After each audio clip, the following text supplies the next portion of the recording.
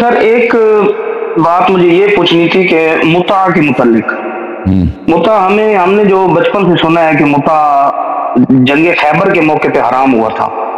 حضرت علی کی ایک حدیث ملتی ہے جس میں انہوں نے فرمایا تھا کہ جنگ خیبر کے موقع پر رسول اللہ صلی اللہ علیہ وسلم نے عورتوں سے متع اور گدھے کے کھانے کو حرام قرار دے دیا ہے.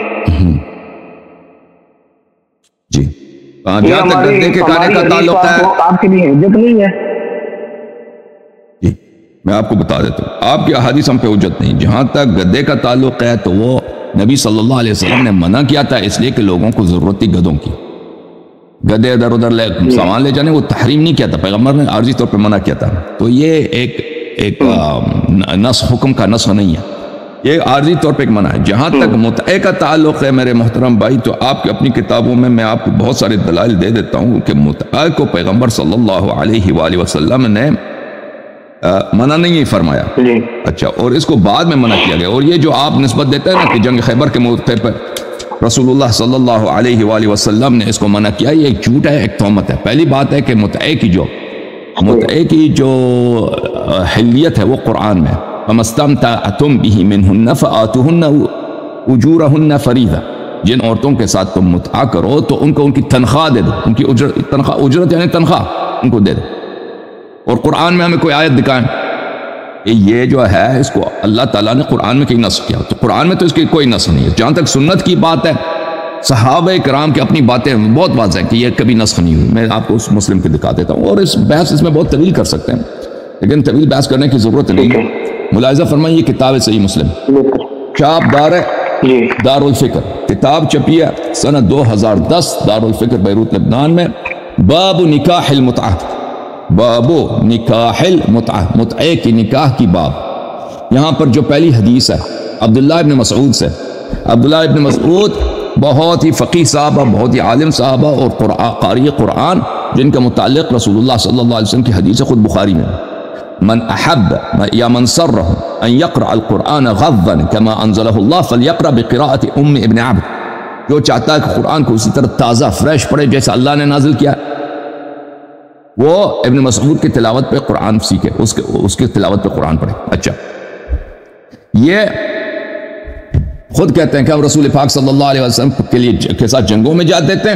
ہم نے کہا ہمارے پاس عورتیں نہیں ہوتی تھی، ہم نے کہا کہ خسی کر دیں، تو پیغمبر نے منع فرمایا، نبی صلی اللہ علیہ وسلم نے منع فرمایا. پھر انہوں نے ہمیں اجازت دی کہ ہم کسی عورت کے ساتھ نکاح کر دیں اجل تک. ان ننکح المرأة بالثوب الى اجل، ایک ثوب کے بدلے میں ایک کپڑا، جو ایک دھوتی وغیرہ جو ہوتا ہے، دھوتی کو عرب ثوب بولتے ہیں، ایک کپڑا، ایک 2 میٹر کپڑے کے بدلے میں کسی عورت کے ساتھ ہم نکاح کر دیں. الى اجل، نکاح کر دیں. وہ نکاح جو ٹیمپرری ہے، جس کا ایکسپائری ڈیٹ ہے، اجل بولتے ہیں ایکسپائری ڈیٹ کو، اس کا ایک مدت انقضاء ہے کہ وہ اس کے بعد پھر وہ خود بخود ختم ہو جاتا ہے.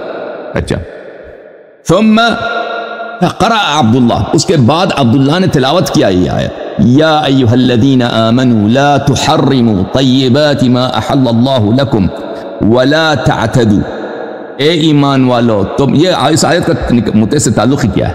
عبداللہ یہ پڑھ رہا ہے، عبداللہ بن مسعود جو یہ آیت پڑھ رہا ہے اس کا تعلق ہی کیا ہے؟ کیونکہ بعض لوگ کہتے ہیں یہ حرام ہے. اس آیا کا متع سے کوئی تعلق ہی نہیں ہے.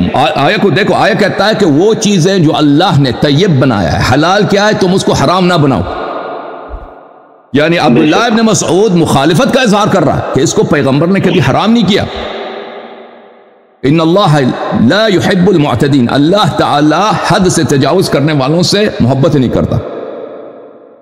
پھر یہاں پہ ملاحظہ فرمائیے، جابر ابن عبداللہ کہتے ہیں، جابر ابن عبداللہ مسلم میں حدیث نمبر 1405، كنا نستمتع بالقبضة من التمر والدقیق الایام، بہت سالوں سال روزگار، بہت زمانہ ہم آٹا دے کر عورتوں کے ساتھ، کچھ آٹا دے کے یا ایک مٹھی بھر کھجور دے کر کسی عورت کے ساتھ ہم کیا کرتے ہیں؟ متع کرتے ہیں.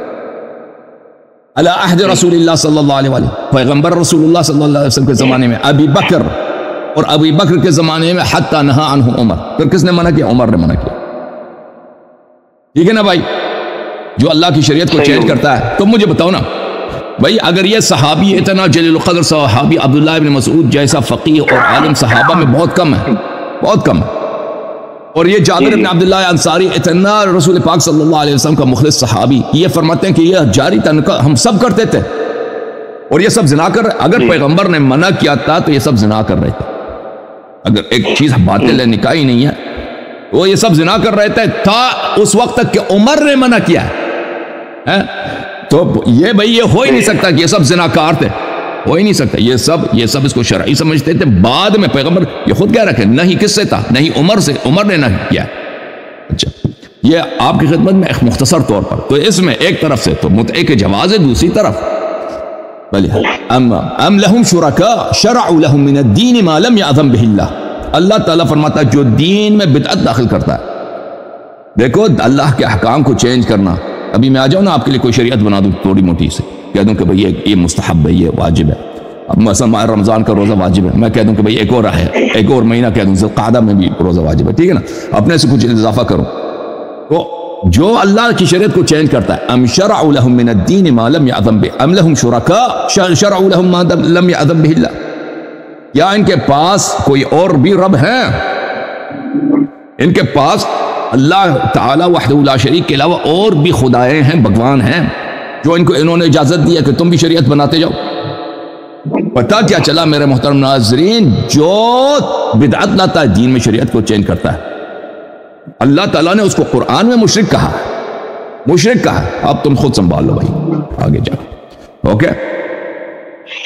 جی بے شک ایسے ہی ہے جی، وہ اس طرح کی دو تین چیزیں ہمیں اپنے احادیث میں ملتی ہیں جو حضرت عمر کے دور میں آئی ہیں، اس سے پہلے نہیں تھی۔ مثال کے طور پر ایک چیز بتا دیتا ہوں، وہ تراوی کی نماز اب ہمارے اہل سنت جو ہیں بریلوی دیوبندی وہ اس کو واجب قرار دیتے ہیں کہ اس کے بغیر تو روزہ بھی نہیں ہوتا، بعض یہ بھی کہتے ہیں، تو اہل حدیث جو ہیں وہ اس چیز کو نہیں مانتے، وہ کہتے ہیں یہ نفل نماز اگر کوئی پڑھنا چاہے تو پڑھ سکتے ہیں، نہیں تو جماعت کی ضرورت نہیں ہے، تو